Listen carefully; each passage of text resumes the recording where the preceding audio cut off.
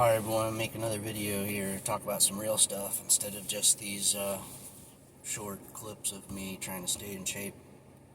By the way, all those clips are just meant to try and encourage everyone to get up and move a little bit, to work towards something that's healthy, not trying to position myself as some kind of fitness influencer or anything like that.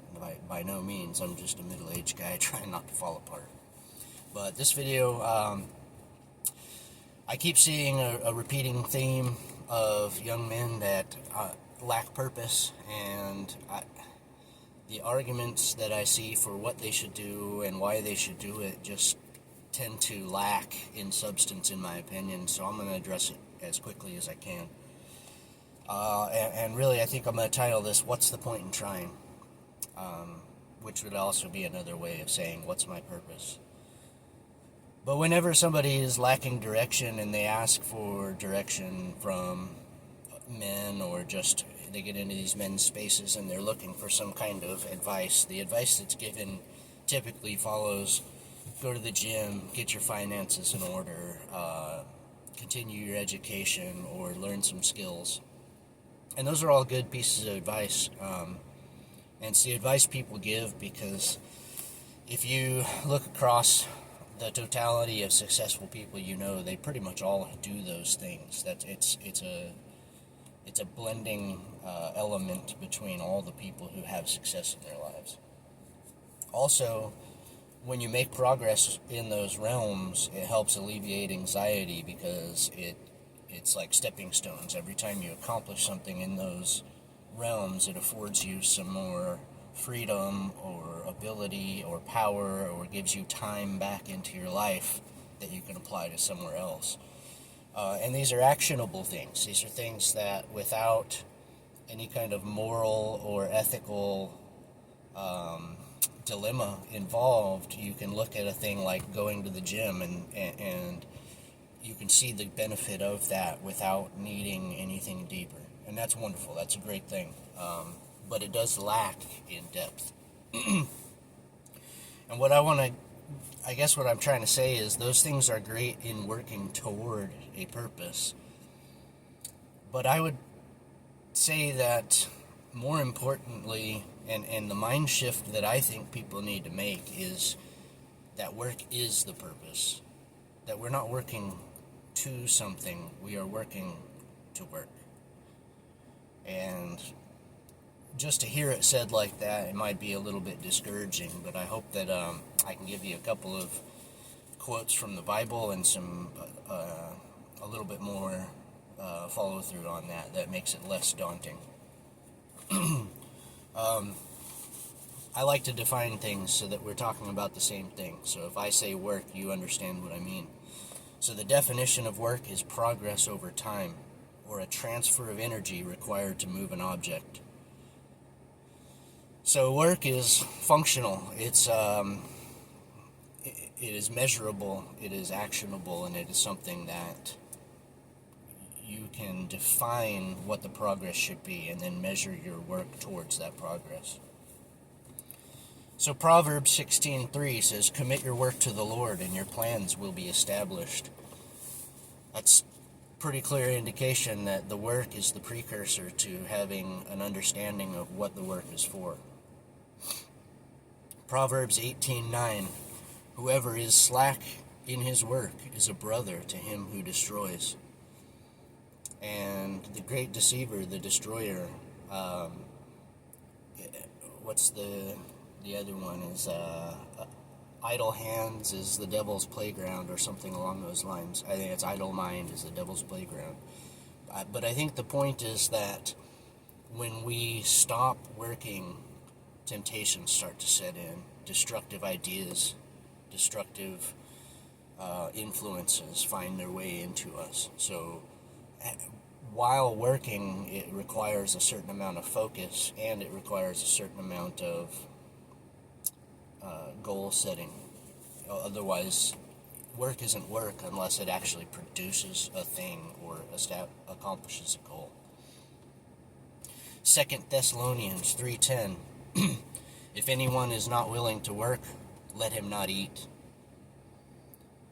I'm really tired of these New Age Christian people who seem to think that Jesus was some kind of loving hippie. Jesus was loving, but a lot of that love was very harsh love, very direct, and some people would take it as cold love. But the fact is, there's nowhere in any religious teaching that says that we need to accept the laziness of the people around us and be punished or have our reward reduced because of those folks around us. Now, we are to be charitable and we are to try and help those people who can't manage. And there's a balancing act there. But in my opinion, a person who's not willing to work for it is not worth your effort. Even if their ability to work is very minimal, if their ability to work is so minimal as just to show up so that you can edify them, I can accept that, but they have to do at least the first step on their own, or I give nothing. I'll give nothing to anybody that won't take a step towards their own progress. Proverbs 14:23. In all toil there is profit, but mere talk leads only to poverty. The first part's the part that I really like, is in all toil there is profit. And that really lends to my idea that work is the purpose. The very act of focusing your effort on something that you deem worthy is in and of itself the reason to do it. That is where you'll find the enlightenment of your own ideals. That is where you'll see the goodness or worthiness of the goals you set. It is where, when you actualize that purpose, then you can measure whether that purpose that you set out as your goal, or the goal that you set out to work towards, was worthy or not. But you still can learn valuable lessons whether the goal itself was worthy. And I think that leads back to the idea that the work is the point. John 6:27, do not labor for food that perishes, but for the food that endures to eternal life. A lot of these folks that are out here looking for purpose seem to be looking for material gain, or they want to find a relationship, they want to start a family, and there's nothing wrong with any of those things. You know, we are in a material world. We do need material things, so there's nothing evil or righteous about obtaining material things. But there is no real value outside of need when it comes to those things. Once I've gotten past that Maslow's hierarchy of needs into the spiritual realm, you know, my food, my shelter, and my fear is subsided, then the work that I put towards a thing needs to be put towards a thing that actually has substance to it beyond just material. And I think everyone kind of instinctively knows that. You know, nobody takes dead-end jobs because they want to feel like there's something more valuable in the labor they produce. And even at that, sometimes you can find real honor in taking what most would consider a menial or lesser job, because the result of taking that job is caring for a family or a loved one, or even just taking care of yourself, and there's real honor in that. But the honor isn't from the job. The honor is from doing the work and working towards bettering yourself. So, if you're going to take what the Bible says about work, and you're going to then look into the secular world and see what everyone gives as advice, and you want to take those things and fold them together, see what's in common between them. Because I know not everyone believes in God, and I'll pray for you that you overcome that. But I'm not here to push that kind of thing. I just want to share what I've learned and what works for me. But when you fold in the advices you get from either the secular or the theocratic world, you boil it down to purpose comes from the work. The goal is the work, to be capable of more work, and new work, to never be satisfied with the level of ability you have. The recalibration of your perspective is what's required if you want to feel meaning out of these, what seem to be menial tasks in our life. Instead of what's the point of all this work, your questions you should be asking are, what else am I capable of? This has gotten easy, now what? What interests me? What might bring me some joy if I were to pursue it? And then go pursue it. And finally, I'll kind of bring it back, because a lot of people that are looking for a relationship, or they want to find a woman, or they just don't see a career, it doesn't matter what your ultimate goal is. If you want a family, or if you're trying to accumulate wealth, or if you're just trying to seek peace, the prescription is the same. The prescription is, find something that's greater than what you are now and work towards it. And when you achieve it, find something else that's greater than you are now and work towards it. And when you achieve that, do it again, and do it again, and do it again. That's not to say that your life should be focused on a never-ending cycle of work.